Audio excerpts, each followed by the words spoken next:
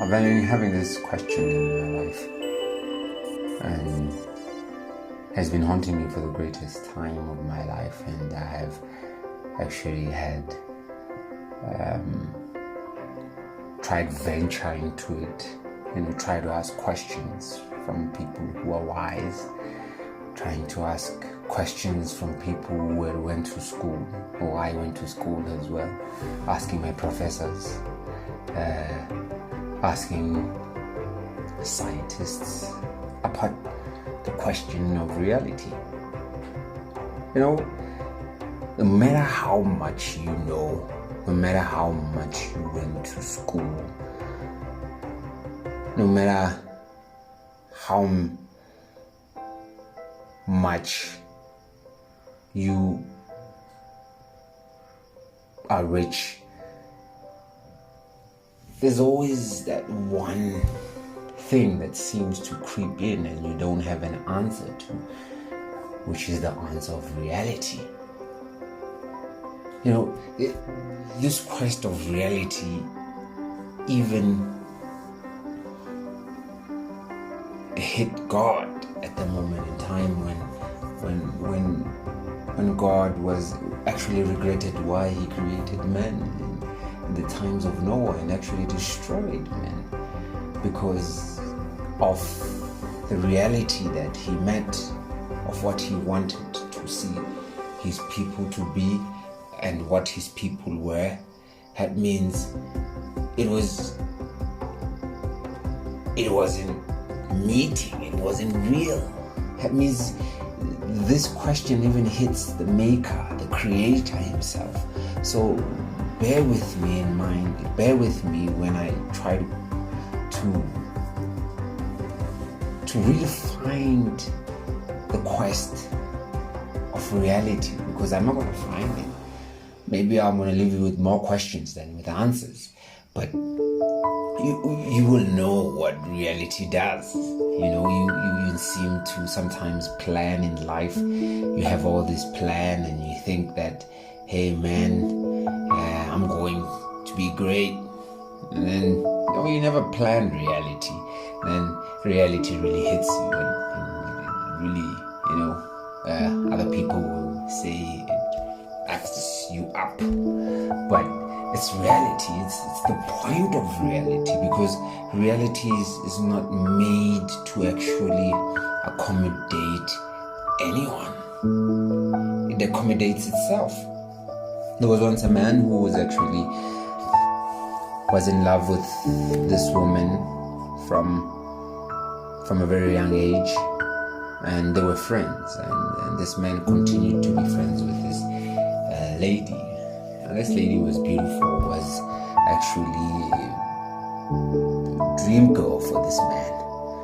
This guy would daydream about this lady, and this lady was a very kind woman, who helped those who were sick, helped the poor, and actually was a great future wife for this man. And as they were growing up, this man still was keeping this feeling that he had about this lady, and I think 10 years went, 15 years went, 20 years. On the 20th year, this man decides to confront the truth of how he feels about this lady, and decides to go to an apartment, surprisingly so.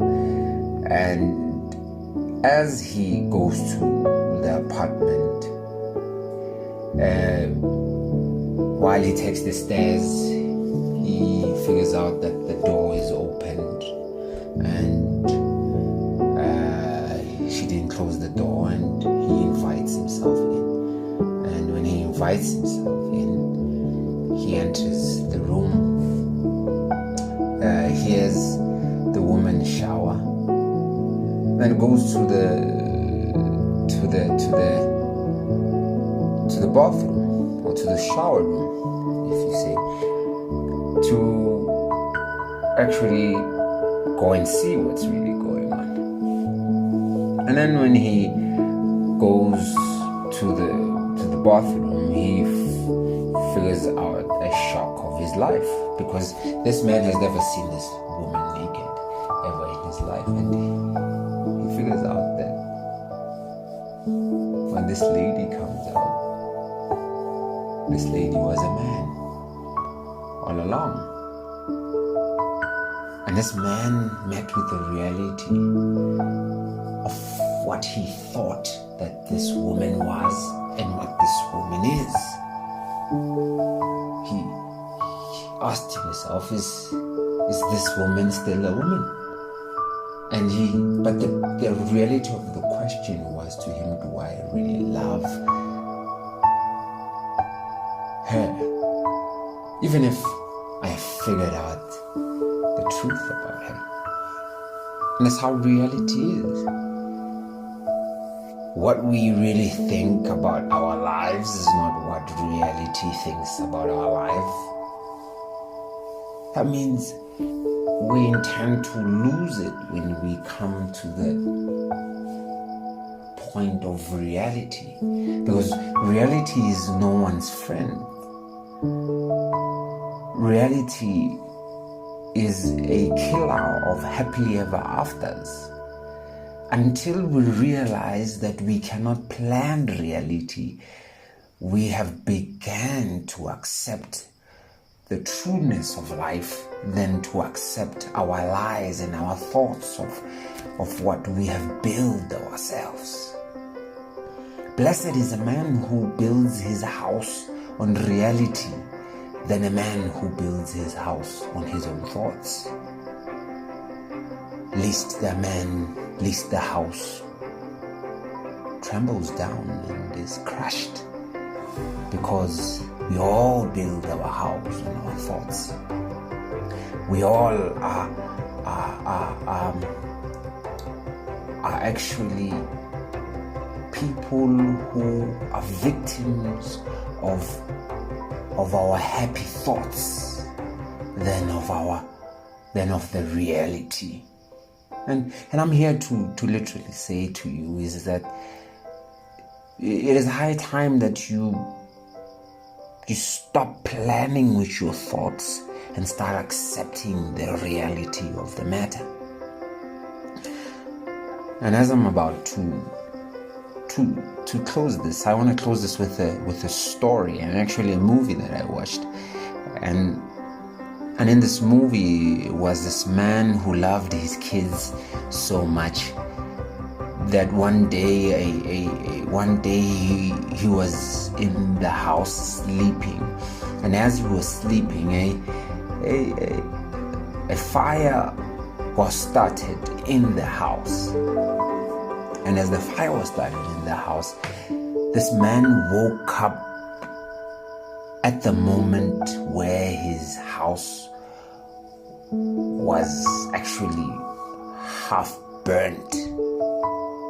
And all he could hear was his three children going, "Daddy, Daddy, Daddy, Daddy, Daddy, Daddy."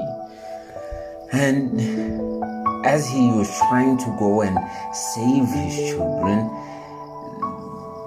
it was too late. The room was burning so much that it burnt all the three kids. And the only thing that the man could save was himself. And as he was saved by himself, as he saved himself, just to cut the story short, this man was accused of killing his own children. They said he planned this. And this man was jailed for about 12 years of his life. Innocently so. And he was not only jailed, but he was sentenced to a death penalty because of the fact of that he was actually accused that he killed his children. But I'm not there. The point where I'm at was this, that this man had to accept the reality of the death penalty, even when his life, even when it was unfair that even though it was unfair that he got the death penalty. So this innocent man got the death penalty. But the reality of this matter that this man was innocent. And the innocence of this man, people didn't care about. And the reality of it, the man ended up dead, dying for what he did not do. And why am I saying the story is that's how reality is? There is nothing there's nothing called fairness in life. Because of reality minimizes the fairness of life. So we cannot live with the concept of the fact that we are living or wanting to live a fair life. We cannot live a fair life. If you see the world that you live in, there's nothing fair. That means the minority of the world is rich, the majority of the world is poor. Even in the Bible, you find that the minority of the people are saved, the majority of them are not saved, because there's nothing called fairness in life. There's no fairness, and we cannot live with the reality of wanting fairness in life. There is one thing that I want to tell you, that everything in life is created. The Bible will tell you about God creating the heavens and the earth. The Bible will tell you about God creating the sun. The Bible will tell you about God creating the animals, God creating the leaves, the trees, the mountains. But there is never a Bible verse that tells you that God created reality. For reality is not created. Reality is older than creation itself. So we are not dealing with something that is young. We are dealing with an ancient thing. And hence, therefore, the wisdom that we have to receive is the wisdom that we need to understand, that we will never get to understand the answer of reality.